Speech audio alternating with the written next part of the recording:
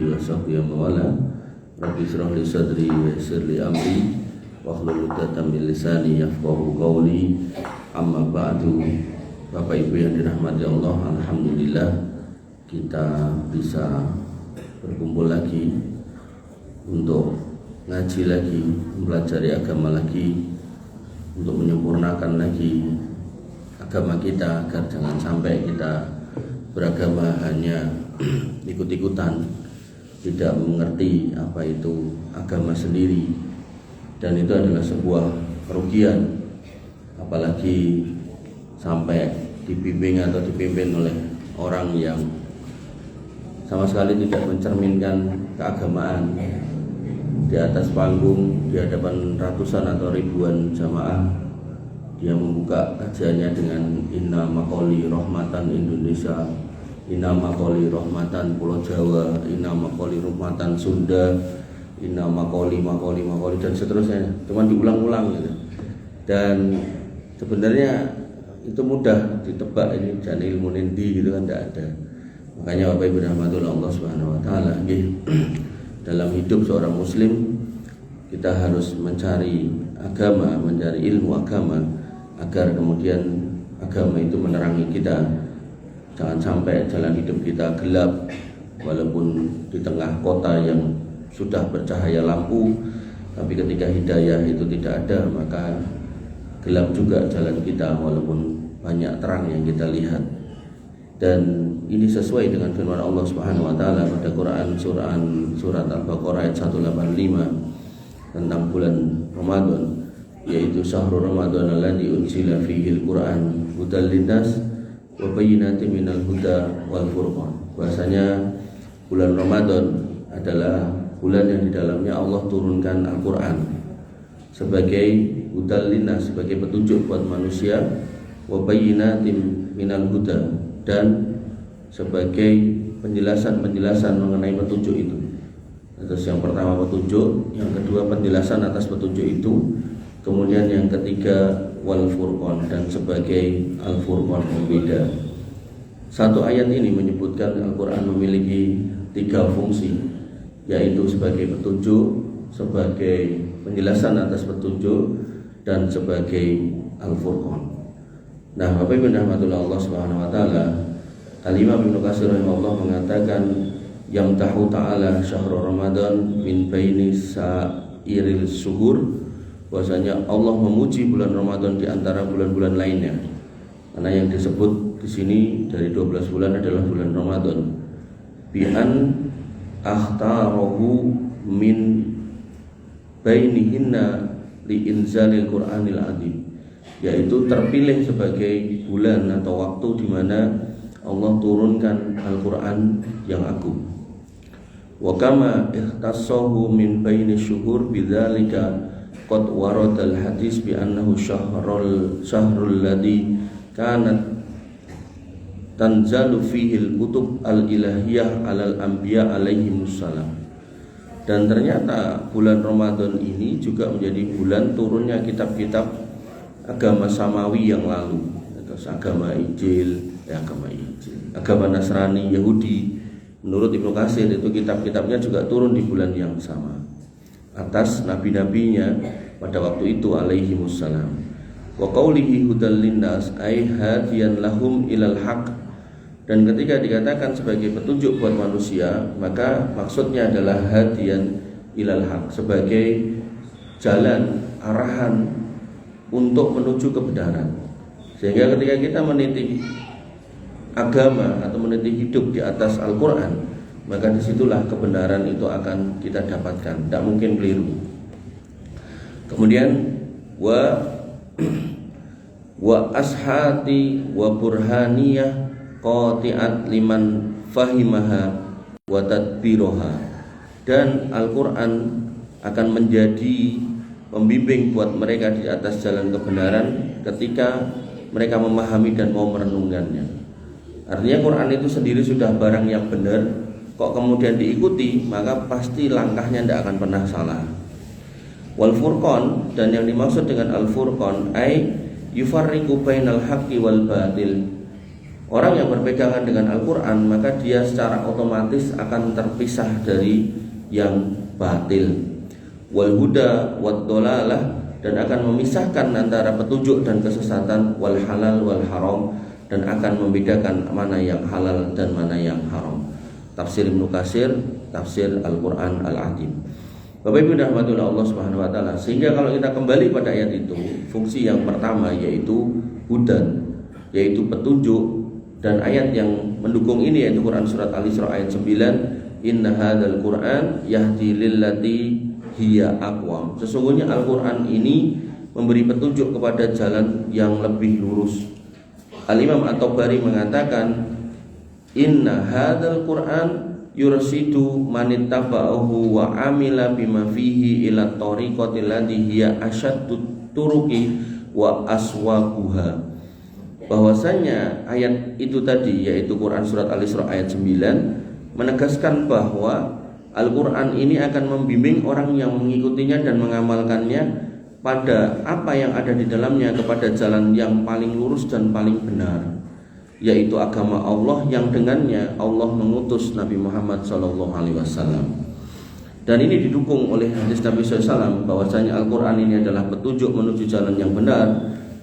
Diriwayatkan dari Imam Ali radhiyallahu an, Ali bin Abi Thalib, beliau berkata, sami'tu Rasulullah sallallahu alaihi wasallam yaqulu, aku mendengar Nabi sallallahu bersabda, ala innaha satakunu fitnatun. Ketahuilah bahwasanya akan terjadi fitnah di masa-masa yang akan datang. Fakultu, dan aku pun bertanya, wa mal makhraju minha ya Rasulullah. Lalu jalan keluar atas fitnah itu apa ya Rasul? Atau kalau dikatakan makhraj itu benar-benar jalan yang sudah buntu dan satu-satunya jalan keluarnya itu. Ini mengindikasikan kalau hari ini kita tidak kembali kepada apa yang disebutkan sebagai jalan keluar ini, ya kemungkinan kita akan mentok di jalan-jalan yang tidak baik dan tidak benar. Makanya Nabi SAW kemudian ditanya oleh Al-Imam Ali, mal makhraju minha ya Rasulullah, apa jalan keluar atas fitnah yang nanti akan terjadi ya Rasulullah? Qala, kata Nabi SAW, kitabullah, yaitu Al-Quran, kitabullah, fihi naba'a makana qablakum. Di dalamnya telah dijelaskan apa yang menjadi berita sebelum kalian. Artinya Allah kabarkan tentang orang-orang yang telah hadir dan pernah ada di muka bumi. Dan di situ Allah menginginkan kita mengambil pelajaran. Contoh misalnya, sekarang banyak LGBT misalnya. Namanya istilahnya saat ini kalau yang lebih ngertos, istilahnya body gitu. Nggak tahu kepanjangannya apa. Nah, ketika itu tidak dikembalikan kepada Quran, maka yang terjadi kayak semacam pembiaran. Bahkan diwawancarai, bahkan wawancaranya menjadi viral. Ditanyalah, kenapa kamu memilih jalan ini? Kata dia, ini bukan jalan yang kupilih, tapi ini adalah panggilan jiwa gitu. Padahal aslinya kan sakit jiwa gitu kan. Nah nggih to, ayam jantan sama ayam jantan nek ketemu kan padu kok, iki malah hambung-hambungan iki piye gitu. Nah, maka Bapak Ibu rahmatullah Allah Subhanahu wa taala, pas ketika kita buka Al-Qur'an, kaum Sodom pun dimusnahkan. Sehingga ya harusnya orang yang mau mengambil Al-Quran sebagai jalan hidup, dia harus mengikuti apa yang di dalam Al-Quran dari kabar yang lalu. Kalau ini kayak gini nggak boleh di dalam Islam atau di dalam kacamata Allah Subhanahu wa taala, pandangan Allah Subhanahu wa taala, ya kita tidak boleh melakukannya. Dan kalau misal ada naudzubillah di antara kita yang kalau lihat sesama jenis kok seneng, kita harus berusaha untuk menyembuhkan. Wong itu penyakit, bukan malah diopeni gitu. Diopeni terus akhirnya nanti sholat bareng lanang karo lanang. Ya Allah. Nah, makanya Bapak Ibu rahmatullah Allah Subhanahu wa taala, dan kemudian diundang jadi pembicara. Dia dari Bali terus kawin dengan bule di luar negeri, memamerkan kemaksiatannya dari sana, terus pulang ke Indonesia disambut kayak artis, dikasih panggung, dikasih jadwal seminar untuk menyampaikan apa istilahnya, ceritanya, kebahagiaannya tentang urusan-urusan yang di situ jelas-jelas mendatangkan murka Allah Subhanahu wa taala. Nauzubillah subhanahu wa taala. Bapak Ibu rahmatullah Allah Subhanahu wa taala, wa khabar ma ba'dakum, dan di situ juga ada khabar yang nanti akan kamu temui setelah keadaanmu ini. Jadi tentang umat-umat yang akan datang nanti juga ada kabar di situ, tentang kiamat nanti juga ada kabar di situ. Wa hukmun ma bainakum, dan di dalamnya ada hukum yang tinggal kamu pakai. Makanya Bapak Ibu rahmatullah Allah Subhanahu wa taala, ketika Al-Qur'an dalam hal ini ya, tidak digunakan wabil khusus masalah hukumnya, maka kita dapati pembunuhan hampir tiap hari ya, penganiayaan, perampasan, dan berbagai macam bentuk ketidakadilan, penjara-penjara penuh. Itu semata-mata karena kita tidak mau memakai hukum yang ada di dalam Al-Quran. Dan itu skalanya nggak cuma negara nih, bahkan skala keluarga pun kalau kita tidak mau menggunakan hukum di dalam Al-Quran, maka yang terjadi nih keramaian. Ketika Allah sudah rumuskan tentang warisan bagiannya sekian, kalau tiba-tiba kita ora wis rasa ngukui dumrata wae, akhirnya tidak muncul keberkahan, hartanya habis, hilang, parah lagi berantem, bunuh-bunuhan, dan itu terlihat di berbagai macam tempat. Sebagaimana juga misal ya, seorang anak perempuan yang oleh orang tuanya tidak dikembalikan pada hukum Quran tentang memakai jilbab, akhirnya dibiarkan keluar tidak pakai jilbab, mungkin celananya juga terlalu pendek, akhirnya pulang ditutke sama laki-laki nggak bener. Kalau kemudian ketemu kebun suwung, kebun kosong, diperkosa di situ, gitu kan. Banyak kasus yang ngoten niku. Nah, maka Bapak Ibu rahmatullah Allah Subhanahu wa taala, ketika kita berharap hukum itu diterapkan dalam level nasional pun belum, maka paling boten kita sebagai hamba Allah menerapkannya di level keluarga kita. Makanya di dalam Al-Qur'an dikatakan ku anfusakum wa ahlikum naro. Selamatkanlah dirimu dan keluargamu dari api neraka. Sehingga kalau di dalam Quran dilarang mencuri, ya kita sampaikan sama anak cucu kita, jangan pernah mencuri walaupun taloknya tetangga. Mboten malah kok entuk pelem kok ngendile. Ngene Pak kok lho sing pinggir dalan iki kok engko diku meneh ya aja mung siji. Ning omah kok enek 5. Malah disuruh nambah. Jangan ya. Bapak Ibu rahmatullah Allah, wa huwal faslu laisa bil hazli, dan bahwasanya di dalam Al-Qur'an itu ada pembeda yang tegas dan bukan main-main. Artinya ketika kita serius membaca Al-Qur'an, serius mempelajari Al-Qur'an, jenengan akan mendapati ilmu yang sangat banyak di dalamnya. Kemudian mantarokahu min jabbarin qasamahullah, maka siapa yang kemudian meninggalkannya, meninggalkan Al-Qur'an, maka Allah akan menghancurkannya. Allah akan membuatnya tidak baik dalam hidupnya. Wa man ibtaghal huda fi ghairihi adallahullah, dan barang siapa kok nyari petunjuk selain Al-Qur'an, maka dia akan sesat.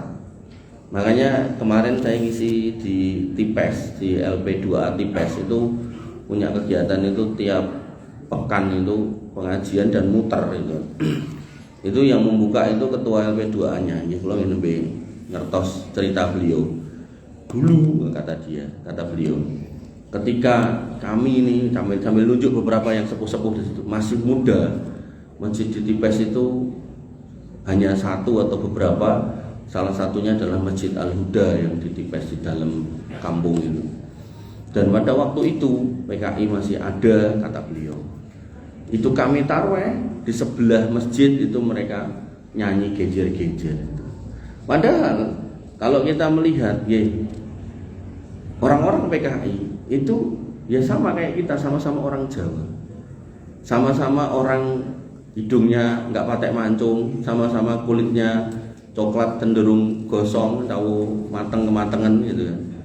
Nah, kenapa kok ada yang berjalan ke sana dan ada yang ke sini? Kenapa ada yang masuk masjid dan yang nggak mau? Karena tadi dulu wa man ibtagha al-huda fi ghairihi adallallah.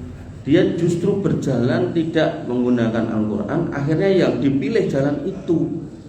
Nanti di dalam ayat yang lain Allah mengatakan fa'alhamaha fujuraha wa taqwaha. Sudah tak siapkan dua jalan, jalan takwa sama jalan fujur, jalan dosa.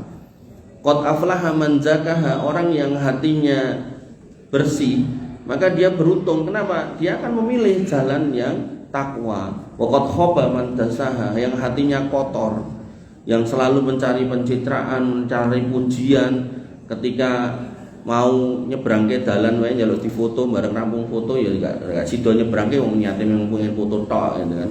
Nah, maka akhirnya dia akan condong kepada kesesatan.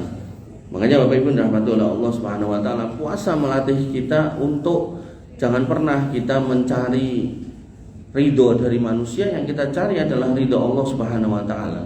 Agar jangan sampai kita dicondongkan pada yang sesat gitu. Makanya saya bayangkan itu, umpama saya hidup pada masa yang dijelaskan oleh Pak Ketua LP2A itu. Berarti misal saya masih muda gitu. Wah, itu nek saya bisa selamat masuk masjid Tarweyan itu luar biasa, hidayah yang luar biasa. Karena yang namanya nyanyi gejer-gejer itu biasanya ya penyanyinya ya kayak gitu. Pakai pakaian-pakaian pating pecotot dan seterusnya. Yang anak muda itu mesti inna nafsala amaratu bisu, seneng kalau kemudian condong ke arah situ. Dan itu hari ini kelihatan kalau kemudian misal di nanti malam umpama ada acara bola gitu, nah, kita lihat mana yang lebih ramai gitu, masjidnya atau perapatannya yang buat nonton bola, pasti perapatannya. Makanya kemarin saya ngisi di Masjid Balai Kota itu cuma sak soft dok, seret gitu. Padahal masjidnya gede, nyaman, dan istilahnya yes, enak gitu di masjid itu. Tapi ya itulah potretnya, bagaimana kemudian ketika kesesatan itu muncul, kemudian hati itu tidak tertata dengan baik, maka ada kecondongan orang justru memilih jalur yang sesat. Bapak Ibu rahmatullah Allah Subhanahu wa taala, wa huwa hablullah al-matin. Quran ini talinya Allah yang kuat, yang kokoh. Jadi ibarat kita itu ada di tepian jurang, kalau kita tidak pegangan ini kita kecemplung. Dan kecemplungnya itu langsung terperosok dalam yang mungkin tidak bisa lagi kita diselamatkan oleh siapapun kecuali Allah Subhanahu wa taala. Wa huwa dzikrul hakim, dan ini peringatan dari Allah yang maha hakim, maha bijaksana. Makanya ketika Allah sudah memberikan bekal kita nafsu yang selalu menyuruh pada yang jelek, kemudian di situ ada syaitan yang selalu membisikkan pada yang jelek. Nah, Allah memberikan Al-Qur'an. Nah, siapa yang mau kembali ke dalam Al-Qur'an ini, ke dalam agamanya ini, maka dia berpegangan pada tali yang kuat, wa huwas siratul mustaqim, yang akhirnya menjadi jalan yang lurus. Nah, Bapak Ibu rahmati oleh Allah Subhanahu wa taala. Kemudian fungsi Al-Qur'an berikutnya yang kedua yaitu bayyinat, yaitu penjelasan. Jadi tadi hudan, kemudian penjelasan. Ini sinkron dengan Quran surat An-Nahl ayat 89. Wa nazzalna 'alaikal kitaba tibyanan likulli syai'in wa hudaw wa rahmatan wa busyra lil muslimin. Dan kami turunkan kepadamu Al-Qur'an untuk menjelaskan segala sesuatu dan petunjuk serta rahmat dan kabar gembira bagi orang-orang yang berserah diri. Berarti kuncinya agar kemudian Quran ini bisa kita terima, kita harus berserah diri. Nah, berserah diri ini terjemahan dari al-muslimin. Sehingga orang yang Islam itu orang yang menyerahkan dirinya kepada Allah dan Rasulnya, manut derek, bukan kemudian protes, komplain. Dan kita pernah bahas di sini bahwasanya orang yang tidak mau menerima Islam dengan lillahi ta'ala, ikhlas lillahi ta'ala, maka berpotensi menjadi orang yang munafik. Ketika kebenciannya tidak dinampakkan di dalam hati, itu sudah salah, apalagi sampai dikeluarkan, itu tambah parah. Makanya yang disebutkan di sini, Quran itu hanya bisa menjadi tibyana likulli syai' wa huda wa rahmata wa busyra untuk siapa? Untuk al-muslimun, al-muslimin, untuk orang-orang yang menyerahkan diri. Makanya ketika kemudian datang ayat, datang hadis, sami'na wa ata'na, itu sikap orang yang beriman. Kalau berupa perintah, kalau berupa khobar, sami'na wa amanna, kami dengar, kami imani, tidak diprotes. Ngopo to iki ndak enak iki, ndak enak itu. Nah, disitulah penyakit hati muncul.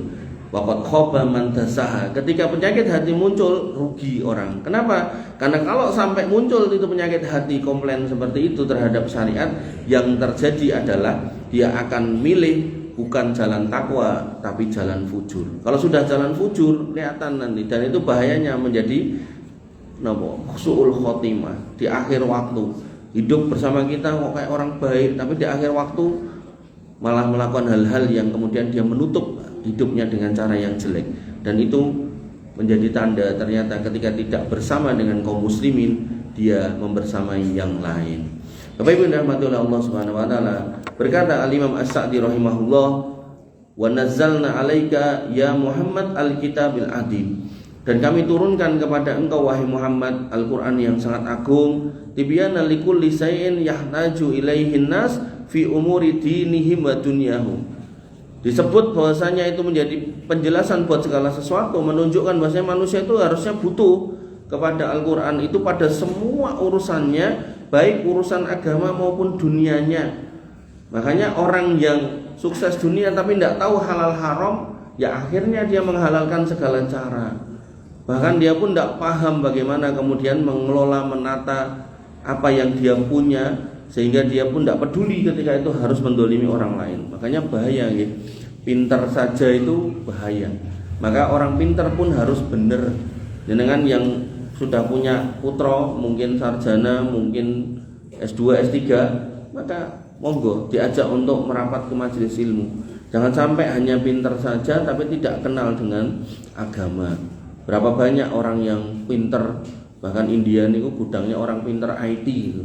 Tapi ngoten niku nyembah, jangankan kok patung, bahkan orang gila pun disembah, bahkan binatang pun disembah gitu kan. Maka pas kalau kemudian di istilah orang Jawa ini ada orang pinter ning keblinger ya ngoten niku. Makanya jangan sampai ya kita kemudian menjadi orang pinter tapi keblinger. Harus benar-benar pinter tur bener gitu. Bapak Ibu dirahmati oleh Allah Subhanahu wa taala. Kemudian fabayyana Allahu fihil halal wal haram. Di dalam Al-Qur'an Allah jelaskan halal dan haram. Dan kita hanya akan tahu halal dan haram kalau kita pelajari. Kalau tidak kita pelajari ya tidak tahu gitu. Makanya di dalam hadis Nabi mengatakan memuji orang-orang yang mau berkumpul di rumah di antara rumah-rumah Allah, yatluna kitaballah wa yatadarasuna bainahum. Dia mau membacanya dan mempelajarinya. Sehingga urutan interaksi manusia dengan Quran itu yang pertama, kalau belum bisa baca, dia diusahakan bisa baca. Berarti harus belajar baca. Kalau sudah bisa baca, ditahsin, bacanya dibenarkan. Nah, kalau sudah tahsin, bacaannya sudah bagus, maka masuk ke level yang kedua, kita tadaburi, kita pelajari isinya. Nah, kalau tidak bisa sendirian karena mungkin keterbatasan ilmu dan seterusnya, maka kita cari majelisnya. Nah, apakah majelisnya harus bernama majelis tafsir Quran? Tidak juga gitu. Apapun tidak majelisnya, ketika kemudian di situ dijelaskan Al-Quran, dibacakan Al-Quran dan dijelaskan isinya, maka itu majelis yang baik, yang dipuji oleh Nabi Muhammad SAW dan Allah Subhanahu Wa Taala, serta didoakan oleh para malaikat dan makhluk-makhluk Allah yang lainnya. Nah, Bapak Ibu dirahmati oleh Allah Subhanahu Wa Taala, maka di sini dikatakan bahwasanya di dalam Quran isinya al-halal wal haram wal hudud wal ahkam, batasan-batasan dan hukum-hukum. Orang yang hidup dengan pemahaman pada Quran, dia tidak akan mendolimi orang lain. Dia tidak akan geser patok demi untuk melewaskan tanahnya, tidak akan. Bahkan dia tidak akan ngambil buahnya tetangga, tidak akan. Apalagi sampai ngambil istrinya tetangga, tidak mungkin gitu. Makanya Bapak Ibu rahmati oleh Allah Subhanahu Wa Taala, wal ibadat, di dalamnya juga dijelaskan tentang ibadah-ibadah. Di situ ada sholat, ada puasa. Walaupun pada akhirnya semua tetap akan dijelaskan lagi dengan hadis. Ya. Nanti satu masjid ini kok saya selesai kajian, ada ibu-ibu ngejar saya, Mas, sebenarnya penjelasanmu udah bagus, cuman ada PR besar di masjid ini. Kenapa nih Bu? Adanya orang-orang yang nggak percaya hadis. Oh gitu, ada di sini. Ada banyak. Bahkan udah sepuh-sepuh gitu. Oh, loh kok bisa ada orang kayak gitu? Dulu ada yang ngajarkan itu. Nah, yang ngajarkan mungkin udah meninggal, jadi tersisa murid-muridnya yang masih mau mengamalkan apa yang diyakini oleh gurunya. Nah, nggak selang lama Pak, satu minggu kemudian saya datang lagi, temanya langsung saya ganti. Padahal temanya awalnya tema tentang surga dan neraka. Nah, kita ganti temanya, yaitu mengimani apa yang disampaikan oleh Nabi SAW. Saya sampaikan, kalau jenengan nggak beriman sama hadis, bagaimana jenengan akan sholat dengan sempurna? Nggak bisa. Di dalam Al-Quran cuma disebut ruku, sujud, nggak bisa. Tidak ada itidal, tidak ada. Kemudian disebut bacaan-bacaannya yang tidak ada, jumlah rakaatnya yang tidak ada gitu. Makanya Bapak Ibu rahmatullah Allah, kalau kita pengen ibadah dengan sempurna sebagaimana disebutkan oleh Syekh Sa'di ini, ya kita kembali pada Quran iya, tapi juga harus membawa atau mempelajari penjelasannya, yaitu al-hadis. Dan bahkan saya sampaikan tentang kampung meriku, biar takut orang-orangnya, saya bilang, Bu, Pak, kalau ada masih orang tidak mau percaya sama hadis, nanti nek orangnya itu meninggal, tolong kasih tahu untuk masuk kuburan sendiri, untuk mandi sendiri, pakai kafan sendiri. Karena di dalam Al-Quran tidak ada Pak, memandikan jenazah itu tidak ada. mengkafani jenazah ya ndak ada, memprosesi jenazah itu ndak ada. Jadi biarkan dia melakukan sendiri gitu. Ya, itu menjadi closing kajian saya terkait dengan kembali kepada hadis. Makanya Bapak Ibu rahmatullah Allah Subhanahu wa taala tidak bisa dipisahkan. Dan imam 4, Imam Hambali, Maliki, Syafi'i, Hanafi itu semua sepakat hukum Islam yang awal itu nggih Quran, hadis, ijma, qiyas. Niku 4 niku mereka sepakati. Baru nanti yang kelima itu ada yang pakai, ada yang enggak. Ngoten. Makanya Bapak Ibu rahmatullah Allah Subhanahu wa taala. Kemudian wal muamalat, dan di dalamnya juga ada muamalat. Di dalamnya ada ekonomi. Nah, jadi kalau kemudian kita mau kembali kepada Islam yang benar, dan jenengan kalau membaca sejarah, Islam itu pernah menguasai dunia 300 sampai 500 tahun setelah Nabi Muhammad SAW wafat, dan mengatur dunia dengan ekonomi Islam. Dan itu kemudian singkat cerita kalah perang, lalu buku-bukunya dibawa ke Eropa. Nah, dibacalah oleh Thomas Aquinas yang kemudian dia menjadi bapak ekonomi dunia. Jadi di dalam pembahasan ketika kita kuliah ekonomi syariah, ekonomi Islam itu, di situ dia sudah mengenal tidak bolehnya riba dan seterusnya gitu. Tapi karena dunia dibangun dengan ekonomi yang seperti itu oleh orang-orang Yahudi. Orang Yahudi itu orang yang sangat culas. Dia nggak mau sesama Yahudi itu kena riba, tapi nek wong liya boleh gitu. Nah, niku nek kelompok di Indonesia niku ya contohnya kayak model LDI.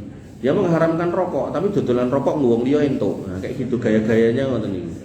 Nah, maka Bapak Ibu rahmatullah Allah Subhanahu wa taala, nggih, wal muamalat.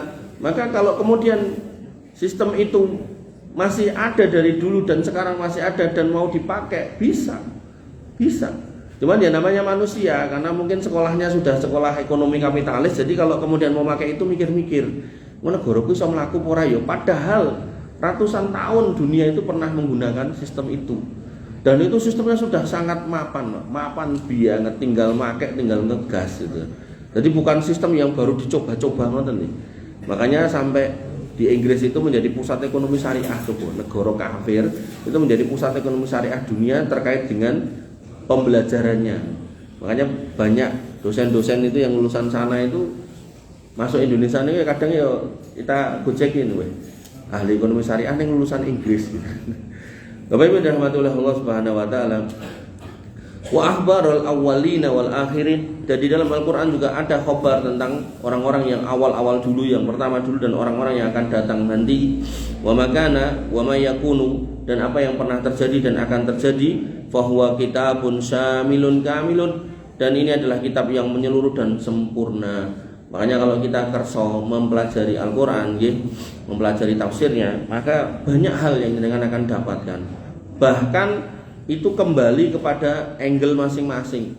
Jenengan sebagai pedagang misal, jenengan akan mendapatkan sudut pandang bagaimana menjadi pebisnis yang hebat. Jenengan sebagai misal penguasa suatu negeri, maka jenengan ketika kembali kepada Quran, maka jenengan akan mendapatkan angle bagaimana kemudian harus menjadi pemimpin yang terbaik di dalam Islam. Begitu pula sebaliknya ketika kita sebagai anak, maka kita akan mendapatkan bagaimana cara menjadi anak yang terbaik dalam hidup dan seterusnya. Tergantung profesinya, nanti angle-nya akan masuk. Nanti seorang ilmuwan itu akan kemudian mendapatkan bagaimana angle-nya, ilmu-ilmu pengetahuan itu bisa digali di dalam Al-Quran. Tidak tahu saya pernah singgung di sini apa enggak. CNN Indonesia tanggal 12 Februari tahun 2026, ya berarti belum lama, itu merilis berita adanya seorang ilmuwan yang mengkalkulasi keberadaan Tuhan yang maha segala-galanya. Nah, bahasa dia kan Tuhan ya. Itu 439 miliar triliun kilometer di atas kita. Ini orang kafir. 439 miliar triliun kilometer di atas kita. Nah, kalau kita kembali kepada Quran, Allah sudah mengatakan Ar-Rahmanu 'alal arsy istawa. Aku Ar-Rahman itu di atas arsy beristiwa. Nah, tinggal kita cari arsy itu di mana. Nah, maka di sini ada bumi, di atasnya ada langit satu, sebagaimana dijelaskan dalam banyak kajian Isra Mi'raj itu. Langit 1, 2, 3, 4, 5, 6, 7. Setiap lapis langit itu 500 tahun. Kemudian langit 1 dengan 2 itu 500 tahun. Berarti kena sampai 7, berarti 7.000 tahun. Kemudian di atasnya ada Baitul Ma'mur, di atasnya ada Sidratul Muntaha, di sebelahnya ada surga Jannatul Ma'wa, di atasnya ada kursi Allah, di atasnya ada air, di atasnya ada arsy Allah. Nah, berarti memang Allah itu ada di sana. Kalau kembali kepada dalil-dalil dari mulai Quran dan hadis. Nah, cuman memang kita tidak pernah mengkalkulasi totalnya, karena memang dari sejak Sidratul Muntaha ke atasnya, Nabi nggak punya kabar apapun, karena Nabi cuma sampai di situ, tidak bisa naik. Nah, cuman orang kafir ini kemudian dia dengan segala macam ilmu yang dia miliki, yaitu terkait dengan astronomi, fisika dan seterusnya, maka dia kemudian mengaplikasikannya, mungkin dengan kameranya dan seterusnya, dia mengkalkulasi 439 miliar triliun kilometer di atas sana. Kan sinkron itu ilmu pengetahuan dengan agama. Sinkron soal Tuhan Allah itu ada di sana. Soal kemudian presisinya berapa jaraknya, ya kita kembalikan kepada Allah Subhanahu wa taala, kita tidak tahu. Tapi kemudian orang itu mengatakan angka segitu, ya terserah dia, dia punya ilmunya seperti itu. Makanya Bapak Ibu dirahmati oleh Allah, termasuk kalimat darroh ketika awal muncul Quran itu, orang Arab memahami darroh itu biji yang paling kecil, bukan biji kurma, ada yang lebih kecil lagi, butiran pasir. Nah, begitu masuk Indonesia, darroh niku dicari sing luwih cilik timbang niku napa? Biji sawi dadose. Nah, begitu pakai kacamata orang-orang fisika, mobil khusus fisika atom inti. Nah, di situ darroh itu inti atom yang di dalamnya ternyata yang masih ada proton, neutron, elektron, yang itu nanti kalau dibelah lagi masih ada lagi. Makanya Bapak Ibu rahmatullah Allah, sampai akhirnya di Indonesia itu dibikinlah oleh Depak itu tafsir ilmi namanya. Jadi Al-Quran yang ditafsirkan dengan angle ilmu-ilmu eksak. Makanya Bapak Ibu rahmatullah Allah Subhanahu wa taala, pas ketika dikatakan bahwasanya Quran itu yaitu wa fahuwa kitabun syamilun kamilun, yaitu kitab yang menyeluruh dan sempurna.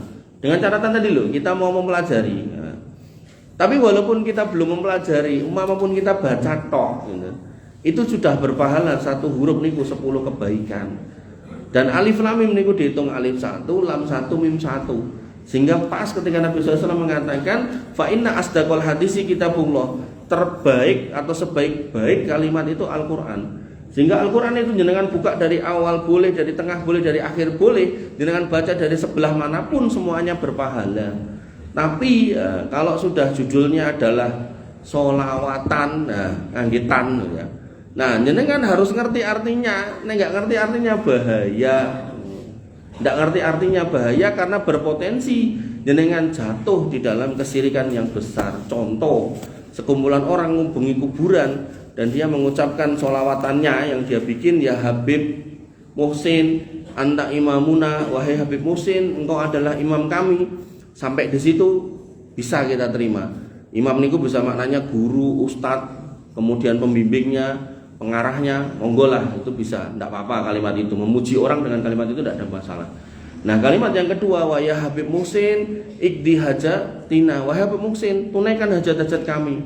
Nah, sudah, kalau itu yang diucapkan, syirik akbar sudah, meminta kepada kuburan.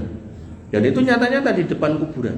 Makanya Bapak Ibu rahmatullah Allah, ketika kita mengucapkan iyyaka na'budu wa iyyaka nasta'in, hanya kepada Engkau lah kami menyembah ya Allah, dan hanya kepada Engkau lah kami minta tolong, maka minta tolongnya ya nggak boleh ke kuburan. Artinya kalau jenengan mau ziarah, ingat-ingat kata Nabi SAW, ziarahlah dalam rangka apa? Tudzakirul maut, untuk mengingat mati, itu aja, bukan untuk minta-minta. Nah, ada Nabi pernah mengatakan datanglah kuburan fulan minta ini minta itu, tidak pernah. Jadi kita ke kuburan itu karena ziarah dalam rangka mengingat mati kalau kita akan mati. Makanya doa yang diajarkan bukan yang kayak gitu, yang diajarkan assalamualaikum ya ahla diyar minal mu'minina wal mu'minat wa inna insyaallah bikum lahikun. Salam keselamatan wahai kalian penghuni kubur, dan kami insyaallah akan nyusul. Kan tidak ada, isi mintanya juga tidak ada. Walaupun akhirnya mau mendoakan, yang diajarkan juga Allahumma ighfir lahu warhamhu wa'afihi wa'fu anhu. Jadi doa untuk kebaikan yang bersangkutan, bukan minta dari yang bersangkutan untuk kebaikan kita. Ya Allah ampunilah dia, rahmatilah dia, luaskanlah kuburannya, kan ngoten. Kita mendoakan, bukan minta dari dia. Makanya Bapak Ibu rahmati oleh Allah Subhanahu wa taala. Itu kalau kita mau merenungi isi Al-Qur'an. Makanya setelah Quran itu dibaca, jenengan punya tugas untuk mempelajarinya. Dan mempelajari Quran kalau kita agendakan, misal seminggu sekali, seminggu 2 kali di majelis ini, majelis itu, maka insya Allah sampai jenengan meninggal itu materi gak akan habis. Ibnu Katsir selesai nanti masih ada tafsir At-Tabari, Tabari selesai masih ada tafsir Karimir Rahman min Kalamil Manan. Begitu itu sudah selesai nanti juga masih ada tafsir Al-Qurtubi. Nah, yang penting jangan tafsir Al-Misbah, itu bahaya. Makanya Bapak Ibu dirahmati oleh Allah Subhanahu wa taala, seorang ulama Al-Imam Mujahid mengatakan, "Ma min say'in illa wa qad dzukira fil Qur'an walakin ilmuna yaksuru anhu." Bahwasanya orang ini kalau mau mempelajari Quran maka semuanya itu nggak ada yang terlewat di dalamnya. Namun ilmu kita yang terbatas untuk memahaminya. Makanya Quran itu sejak awal diturunkan bisa difahami oleh logika orang yang hidup di sana, dan sampai nanti hari kiamat itu masih bisa akan dipakai. Beda dengan aturan yang dibikin manusia. Aturan yang dibikin manusia dibikin waktu zaman Belanda. Belandanya kemudian UHP ini kalau maksud saya. Belandanya kemudian pergi dari Indonesia, aturannya masih dipakai di Indonesia. Sedangkan negara Belandanya udah ganti hukum. Udah nggak pakai itu, udah nggak pakai KUHP-nya itu. Nah, begitu kemudian sekarang direvisi gitu kan. Masih ada sebagian orang yang kemudian merasa belum terwakili rasa keadilan di situ. Nah iya, kenapa? Lah buatan manusia. Makanya sering saya contohkan bahwasanya ketika kita membeli kendaraan merek Honda, kita kalau beli baru ya mesti akan diberi buku petunjuk, yang buku petunjuknya ya merek Honda.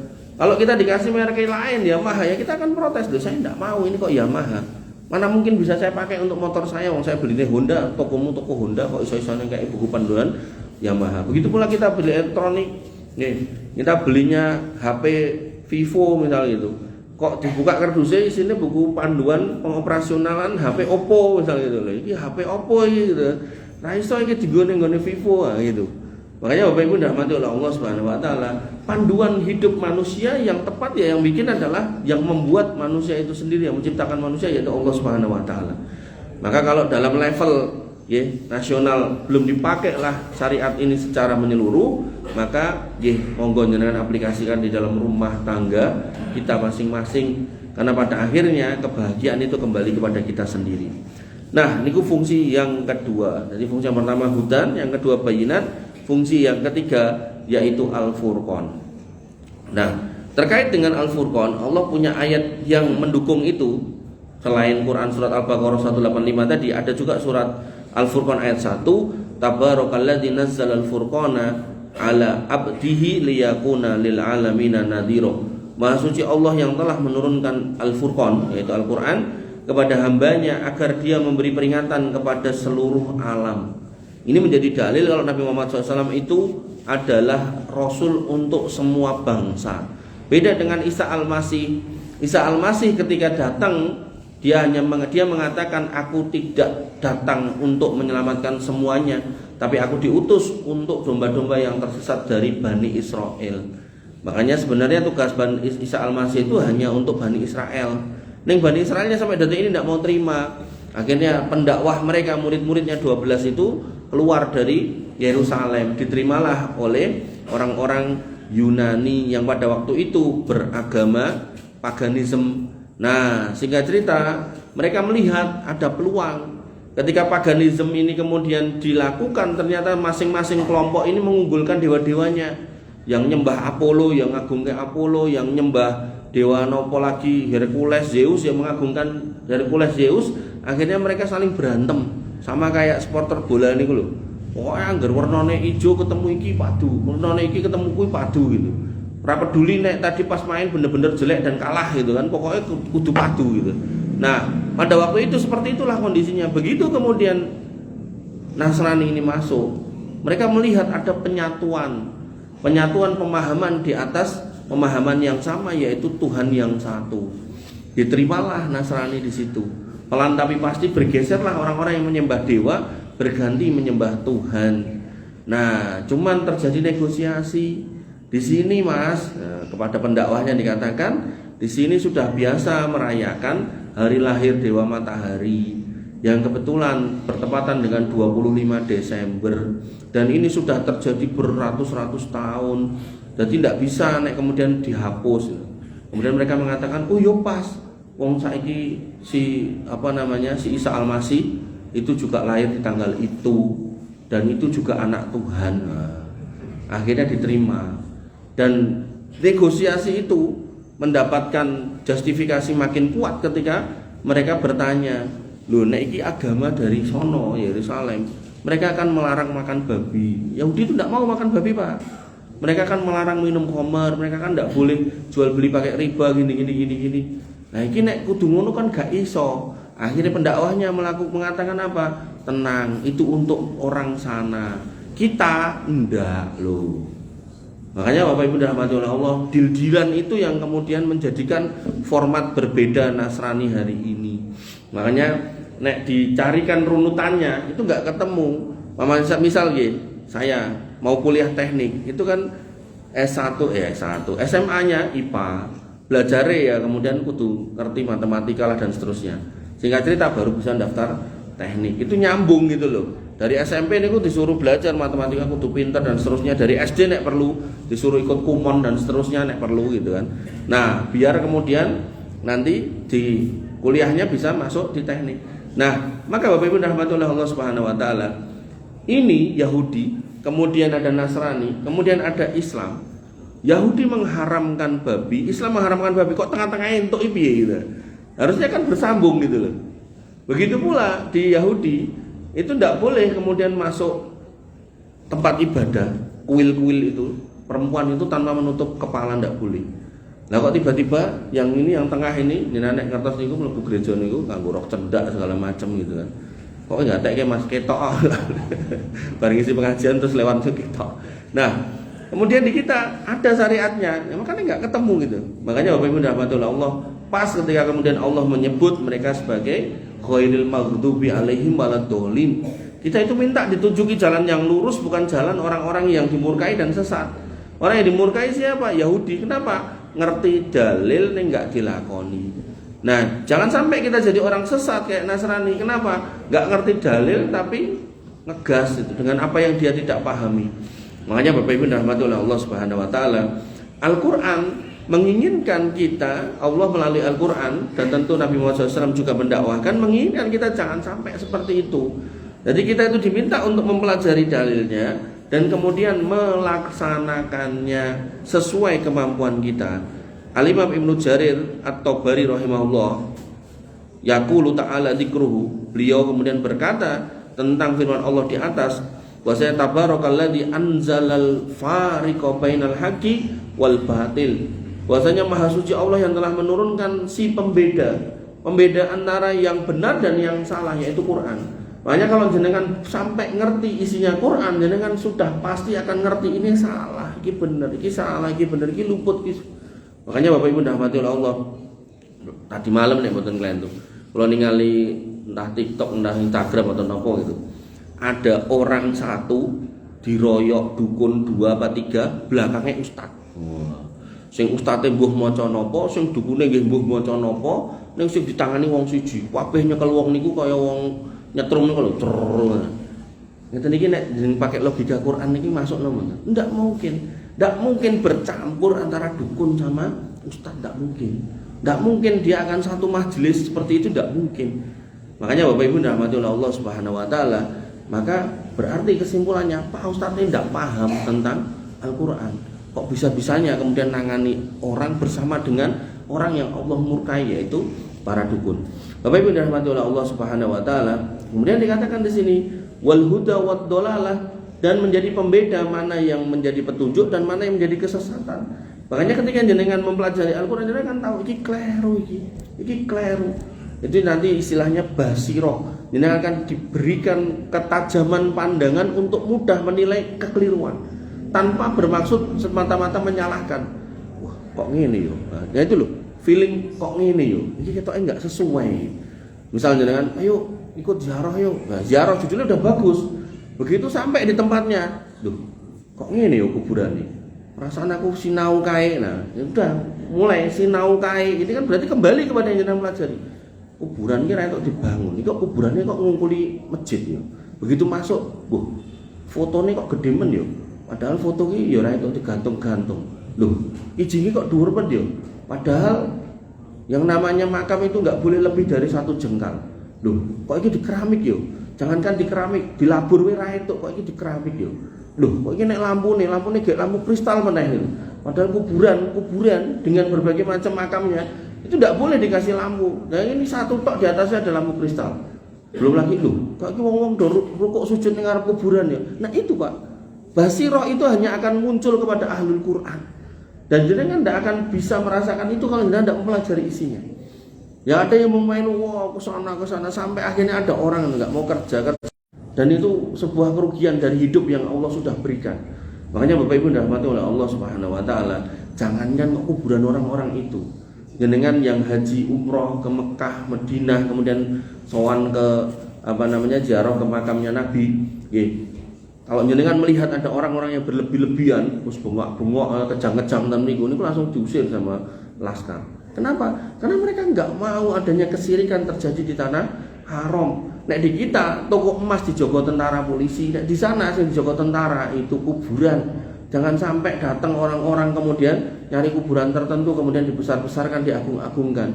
Makanya di makam Baqi, makam Ma'la untuk jamaah yang umum, itu makamnya itu tidak pernah dikasih nama nisan satu. Kemudian yang kedua, nanti seiring berjalannya waktu entah 4 entah 5 tahun itu nanti akan digali lagi untuk dimasuki jenazah baru, sehingga tidak bisa dititeni makamnya siapa tidak bisa.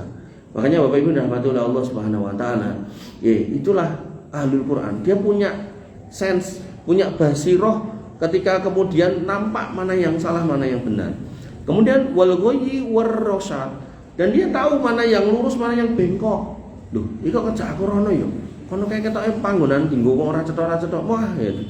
Tapi kalau kemudian kita tidak tahu, bukan ahli Quran, kita tidak mau mempelajari Al-Quran, buat diajak kemanapun ya kita ngikut gitu kan. Sepenting happy, sepenting dijajakke kan gitu.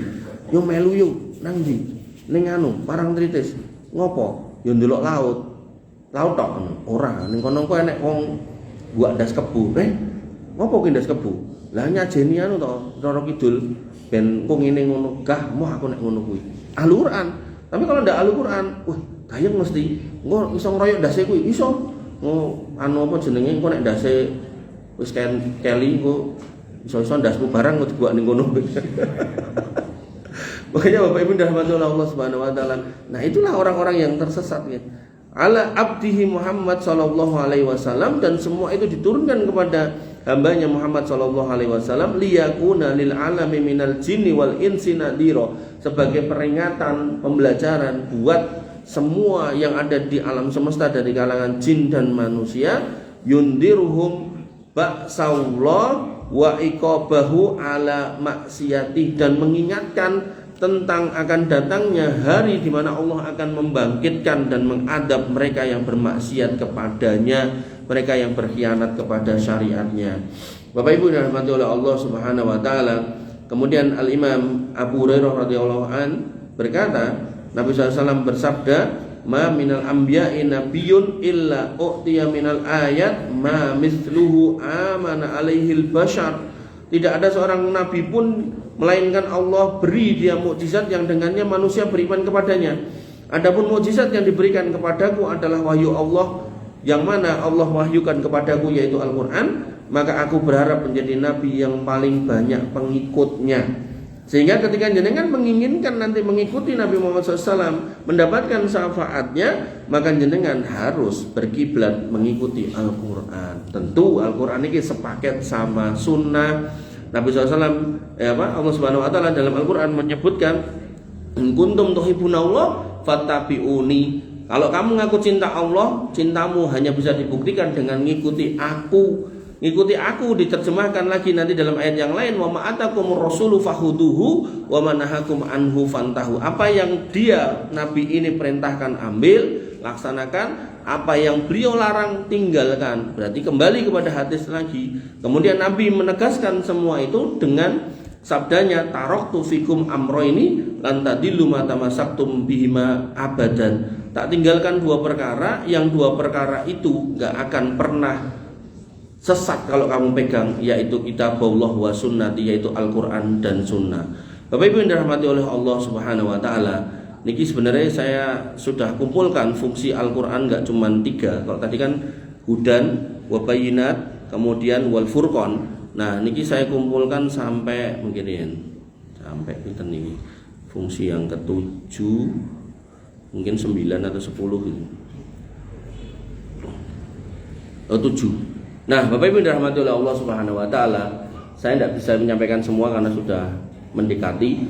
Nah, maka kita punya kewajiban berpegang kepada Al-Qur'an sebagaimana Allah firmankan pada Quran surat Az-Zukhruf ayat 43, fastamsik billadzi uhiya ilaika innaka ala siratim mustaqim, maka pegang teguhlah apa yang diwahyukan kepadamu yaitu Al-Qur'an, sesungguhnya kalau kamu memegang itu kamu akan berada di jalan yang lurus. Bapak Ibu yang dirahmati oleh Allah Subhanahu wa taala, maka orang-orang yang berpaling dari Al-Qur'an Allah ancamkan di dalam Quran surat Thaha ayat 124, wa man a'rada an dzikri fa inna lahu ma'isatan dunka wa nahsuru yaumal qiyamati a'ma. Siapa yang kemudian berpaling dari peringatanku dari Al-Quran, maka sesungguhnya baginya kehidupan yang sempit dan akan kami bangkitkan nanti pada hari kiamat dalam kondisi buta.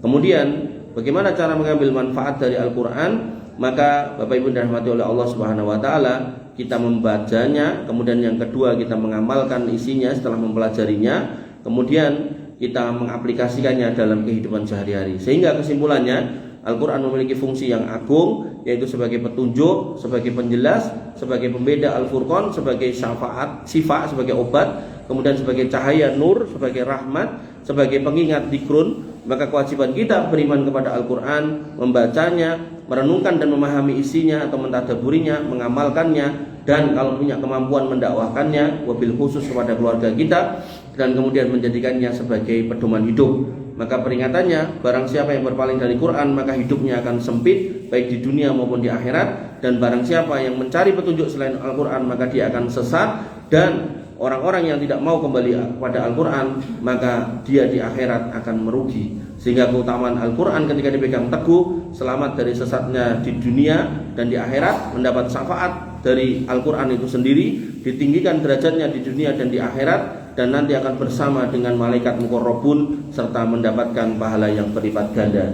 Kita tutup kajian kita sore hari ini dengan doa, Allahumma ja'alil Qur'an rabi'a qulubina, ya Allah jadikanlah Al-Quran sebagai musim semi di hati-hati kami, wa nura sudurina, dan cahaya bagi dada-dada kami, wa jalaa ahzanina, dan penghilang kesedihan-kesedihan kami, wa dhahaba humumina wa humumina, dan penghapus semua kegelisahan dan kedukaan kami. Allahumma dzakirna minhu ma nasina, ya Allah ingatkanlah kami ketika kami lupa dari Al-Quran, wa alimna minhu ma jahilna, dan ajarkanlah apa yang belum kami ketahui dari Al-Quran, warzuqna tilawatahu ana al-laili wa atrafan nahar, dan karuniakanlah kepada kami bagaimana kemudian membacanya, senang membacanya di waktu malam dan di ujung siang, waj'alhu lana hujatan ya rabbal alamin, dan jadikanlah ia sebagai hujah yang menolong kami wahai Rabb semesta alam. Rabbana taqabbal minna innaka antas samiul alim, ya Rabb kami terimalah dari kami, sesungguhnya Engkau maha mendengar lagi maha mengetahui. Wa tub alaina innaka antat tawwabur rahim, dan terimalah taubat kami, sesungguhnya Engkau lah maha menerima taubat lagi maha penyayang. Wa sallallahu ala nabiyina Muhammadin wa ala alihi wa sahbihi ajmain, amin amin ya rabbal alamin. Matur nuwun, kurang lebihnya saya mohon maaf. Alafu minkum, subhanakallahumma bihamdika, asyhadu an la ilaha illa anta, astaghfiruka wa atubu ilaik. Assalamualaikum warahmatullahi wabarakatuh.